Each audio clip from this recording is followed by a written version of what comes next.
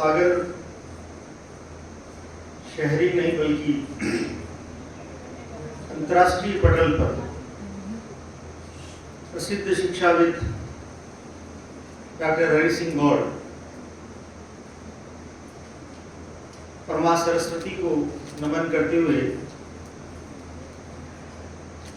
आप सबका इस अंतर्राष्ट्रीय योग दिवस की मनाने की श्रृंखला में आयोजित कार्यशाला में इस विभाग के अधिष्ठाता के रूप में मैं हृदय की अनंत गहराइयों से आप सबका अभिनंदन करता हूं।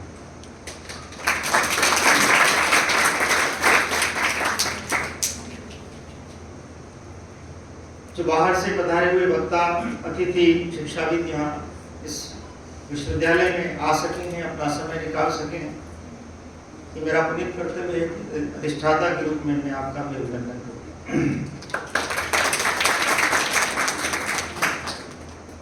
और कोई भी संकाय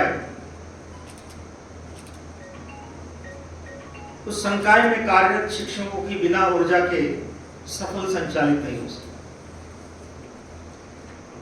और मुझे ये कहते हुए बड़ा गर्व महसूस हो रहा है कि योग विभाग के जितने भी प्राध्यापक गण हैं, चाहे नियमित हैं, चाहे फिक्स्ड में हैं, कॉन्ट्रेक्चुअल में हैं, अपनी पूर्ण ऊर्जा के साथ इस विभाग को पुष्पित पल्लवित करने के लिए लगे हुए हैं।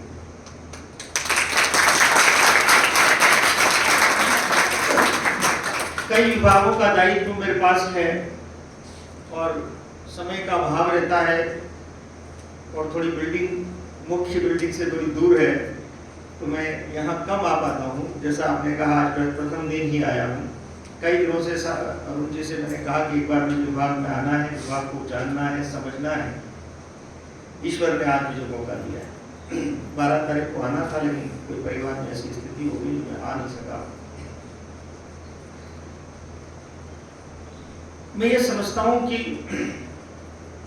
मेरे इस 35 वर्ष के शैक्षिक जीवन में शायद कोई मैंने ऐसा पुण्य किया होगा, कोई ऐसा कर्म किया होगा कि इस योग विभाग की विभिन्न गतिविधियों को देखने के लिए ईश्वर ने मुझे इस विभाग के अधिष्ठाता के रूप में भेजा।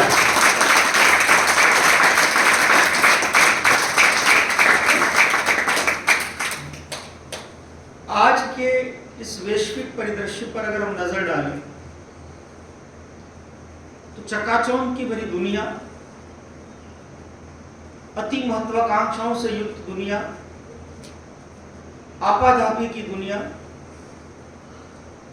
और इस दुनिया में मनुष्य चला जा रहा है, लेकिन उसको लक्ष्य क्या है, उद्देश्य क्या है, कहां जाना है, क्या प्राप्त करना है, शायद ही किसी व्यक्ति को पता है।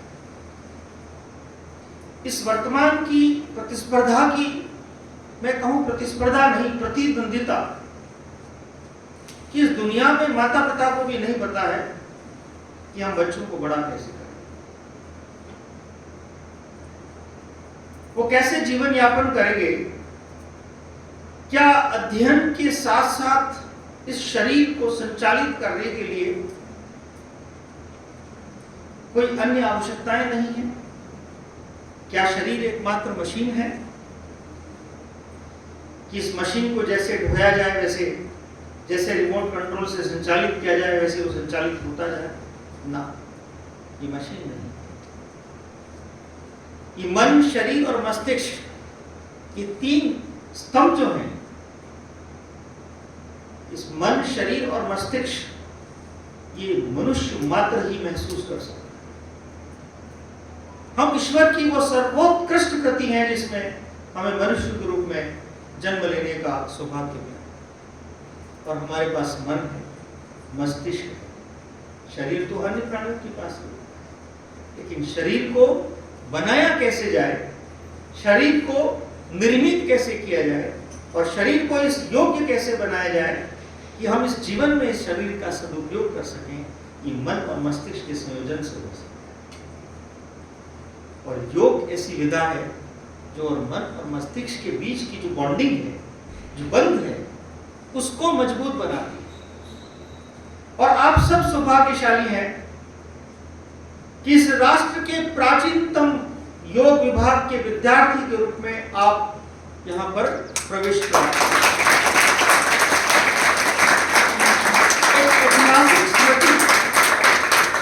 एक ऐतिहासिक स्मृति के रूप में आपका बायोडाटा रहेगा कि हमने ऐसे विभाग में प्रवेश लिया और ऐसे शिक्षकों के सानिध्य में आप प्रशिक्षण प्राप्त किया।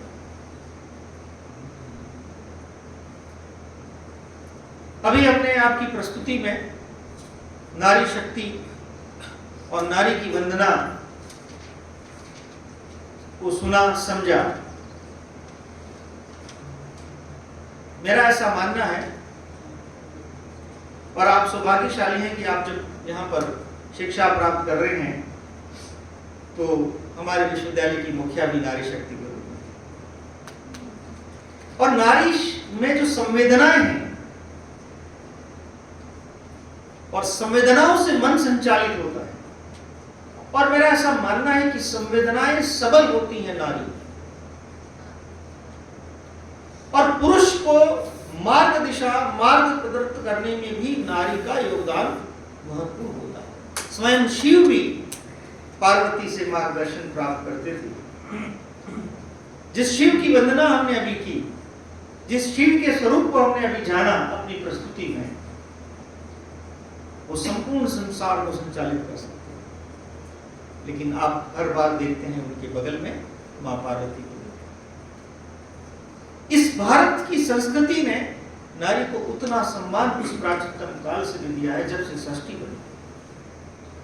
तो एक संदेश है कि हम भी इस अंतर्राष्ट्रीय योग दिवस के दिन उस नारी सशक्तिकरण की भावना जो हमारे प्राचीन साहित्य में है, हमारी संस्कृति में है, वो संदेश जन जन तक हम पहुंचाएं। मैं यहां पर जो प्रशिक्षण प्राप्त कर रहे हैं और जो ऑनलाइन इस राष्ट्र के विभिन्न स्थानों से जो प्रशिक्षण प्राप्त कर रहे हैं, उन सब से यह आह्वान करना चाहता हूं कि इस अंतर्राष्ट्रीय योग दिवस की जो थीम है वो निश्चित रूप से भारतीय संस्कृति से ओतप्रोत है,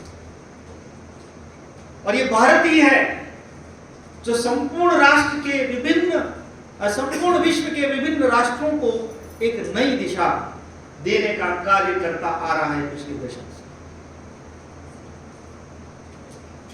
और ये थीम विभिन्न राष्ट्रों को भी ये सोचने के लिए मजबूर करेगी कि नारी की योगदान, नारी की शक्ति परिवार को संचालित करने में कितनी महत्वपूर्ण भूमिका है। अगर हम सब समझ जाएं, समाज के हम सब सदस्य समझ जाएं, तो निश्चित रूप से वो परिवार इतना सबल बनेगा, इतना योग्य बनेगा, और जब परिवार योग्य बनता है तो समाज योग्य बनता है, और जब समाज योग्य बनता है उस राष्ट्र को बढ़ने में कोई नहीं रोक सकता। इसलिए आरंभ हमारे परिवारों से होता है, घर से होता है। तो वो निर्देशन जो माँ देती है, उस घर की जो नारी देती है, वह अगर हम संयोजित कर ले, अपने मन में उसको उतार लें और उसी के अनुसार हम कार्य करना आरंभ कर दें, तो उस परिवार को बढ़ने से कोई नहीं रह सकता, समाज को बढ़ने से कोई नहीं रह सकता। कल्पना कीजिए राष्ट्र, और राष्ट्र अगर अच्छा बनेगा, वैश्विक समाज की जो हम कल्पना कर रहे हैं, हम बंधुत्व की कल्पना कर रहे हैं, उस बंधुत्व की कल्पना को हम साकार कर सकते हैं, और उस कल्पना को साकार करने में कहीं न कहीं आपका योगदान निश्चित रूप से होगा, उसको भुलाया नहीं जा सकता। दूसरी महत्वपूर्ण बात, आपने जब इस विश्वविद्यालय के इस योग विभाग में पाठ्यक्रम में प्रवेश लिया होगा, तब आपको लगा होगा कि मैंने ग्रेजुएशन कर लिया, मैंने 12th कर लिया, मैंने चलिए योग के पाठ्यक्रम में प्रवेश ले लेता हूँ, चलिए प्रवेश लेने के बाद मुझे कोई व्यवसाय मिल जाएगा, अपना परिवार का संचालन कर पाऊंगा। सब लोग करते हैं, अन्य सभी पाठ्यक्रम के विद्यार्थी भी इसी आशा के साथ प्रवेश लेते हैं। लेकिन प्रवेश लेने के बाद अन्य पाठ्यक्रमों में और इस पाठ्यक्रमों की भिन्नता को समझने की आवश्यकता है। इन पाठ्यक्रमों की गतिविधियों को समझने की आवश्यकता है। इन पाठ्यक्रमों के पीछे जो शक्ति है, जो ऊर्जा है, उसको समझने की आवश्यकता है। न जाने कब भीतर आपके मन में स्वस्थ शरीर, स्वस्थ मन और स्वस्थ मस्तिष्क बनाने की वो ऊर्जा, वो प्रवृत्ति प्रवेश कर गई होगी, आपको स्वयं को पता है। इतने स्वस्थ शरीर जो मुझे दिखाई दे रहे हैं, इतने स्वस्थ जो अध्यापक मुझे दिखाई दे रहे हैं, ये उस पाठ्यक्रम की शक्ति है, उसके उस क्रियाकलापों की शक्ति है। वो क्रियाकलाप अगर आप प्रातःकालीन सत्र से नहीं कर रहे होते तो शायद आपने अपने शरीर को इतना स्वस्थ महसूस नहीं किया, और आपके शरीर की जो स्वस्थ महसूस करते हैं उसकी स्वस्थ विचार मन में जाते हैं। मैं आप सबसे ये आग्रह करना चाहता हूँ कि इस पाठ्यक्रम को समाप्त करने के पश्चात आप समाज के राजदूत के रूप में इस समाज को उज्जवल बनाने के लिए अपनी भूमिका करें। चाहे आप व्यावसायिक रूप में अपना कोई केंद्र खोलें, उसमें कोई दिक्कत नहीं। जीवन यापन करने के लिए, परिवार संचालित करने के लिए हमें कार्य करने दो, लेकिन इसकी मूल भावना है उसको कभी न छोड़ें। आप इसकी भावना है, आज समाज का प्रत्येक व्यक्ति किसी न किसी प्रकार की आपाधापी में डूबा हुआ है, अति महत्वाकांक्षाओं में डूबा हुआ है, और छोटा सा बच्चा कहता है टेंशन हो गई। उसकी डिक्शनरी में टेंशन शब्द कहां से आया? कहीं माता पिता के मुंह से उस टेंशन को सुना होगा तभी तो आ गया। उस विद्यालय में उन अध्यापकों के मुख से सुना होगा तभी तो उसके भीतर आ गया। माता पिता के मस्तिष्क पे, ललाट पे तनाव की मुद्राएं देखी होंगी, अध्यापक के ललाट पे तनाव की मुद्राएं देखी होंगी, तभी तो बालक के भीतर आया कि इस तरह की चीजें हैं, वो तनाव होती है। उस छोटी सी बालक के मन में तनाव शब्द को हमने न जाने कब प्रविष्ट करा दिया, हमें पता ही नहीं। यह हमारा दायित्व बनता है कि उस छोटे से बालक को बढ़ने से पहले जो परिस्थितियां रोक रही हैं, उन परिस्थितियों को, जो रोकने वाली परिस्थितियां हैं, उनको दूर करें। और वो दूर करने वाले राजदूत आप उस परिवार को समझाएंगे, आप उन माता पिताओं को समझाएंगे, आप उन अध्यापकों को समझाएंगे कि योग में जो शक्ति है, योग में वो ये कह सकते हैं कि पावर है जो मन को संचालित कर सकता है, मन को नियंत्रित कर सकता है, मस्तिष्क का निर्माण कर सकता है, शरीर को योग्य बना सकता है, तनावों से मुक्त कर सकता है। और जिस मनुष्य ने मन से इसको प्राप्त कर लिया, वो कभी भी तनावों से युक्त नहीं होगा। आपके पाठ्यक्रम में हो सकती है।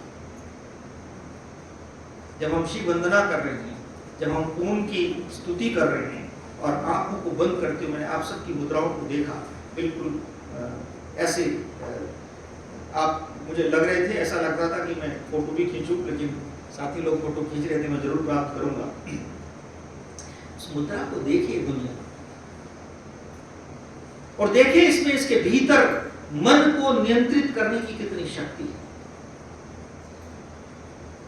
आपको करना है, आपने सारी ये एक्सरसाइज करा दी, लेकिन प्रैक्टिकल इवैल्यूएशन करने की भी बहुत जरूरत है। हमने आंख को बंद कर दिया, हमने ओम का उच्चारण कर लिया।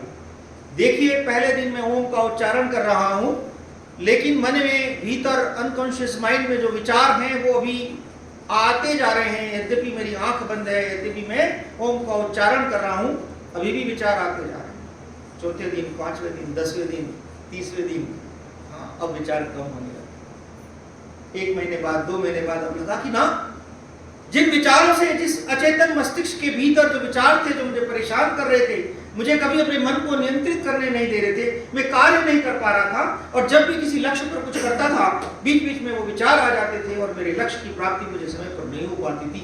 ये मन ही तो है जिसे मैं नियंत्रित नहीं कर पा रहा था, ये अनकॉन्शियस माइंड में बने हुए विचार ही तो है जिसे मैं नियंत्रित नहीं कर पा रहा था। मैं इसकी शक्ति कैसे प्राप्त करूं, मैं उसे दूर करने की योग्यता कैसे प्राप्त करूं, और इस योग के इस पाठ्यक्रम में वो शक्ति है जो दुनिया के किसी पाठ्यक्रम में।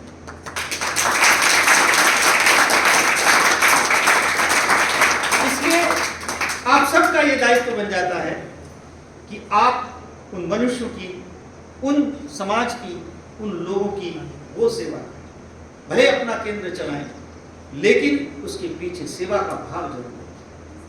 और आप जो भी एक्सरसाइज करें उसके प्रैक्टिकल इवोल्यूशन जैसे, और प्रैक्टिकल इवोल्यूशन के बाद उन लोगों के फीडबैक को भी लें कि आपने इस पाठ्यक्रम को कर रहे हैं, इतनी एक्सरसाइज की, ये किया, अब आप कैसा महसूस करते हैं। पाठ्यक्रम की आप कुछ एक क्वेश्चनर बनाएं कि इस एक्सरसाइज को कराने के पश्चात ये परिवर्तन उनके व्यक्तित्व में होंगे। और फिर आरंभ में प्री और पोस्ट टेस्ट की बात करते हैं ना रिसर्च में, तो आरंभ में कहें कि भाई मैं इन चीजों से लिप्त हूं, मेरे में ये परेशानियां हैं, ये चीजें मैं महसूस करता हूं, तनाव में रहता हूं, ये है वो सारी चीजें, इसके क्वेश्चन आया पाठ्यक्रम आरंभ करने से पहले, बीच में और लास्ट में कितना इंप्रूवमेंट।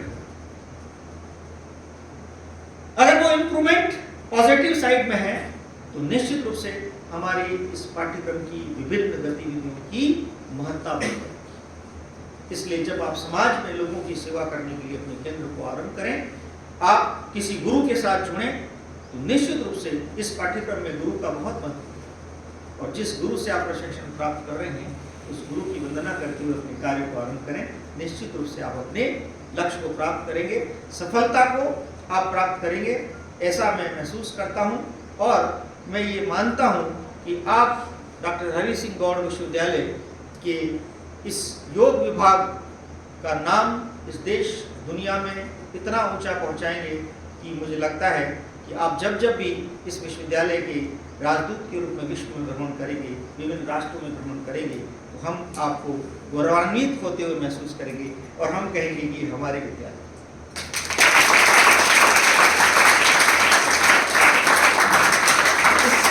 इससे बड़ा किसी शिक्षक के लिए कोई सौभाग्य नहीं। उसका विद्यार्थी अगर ऊंचाइयों पर पहुंचे और कहीं बड़े पद पर कार्य करे, अगर और बड़ा पद ही नहीं, अगर समाज का बहुत बड़ा काम करे तो वो अपने आप में बहुत बड़ा पद है।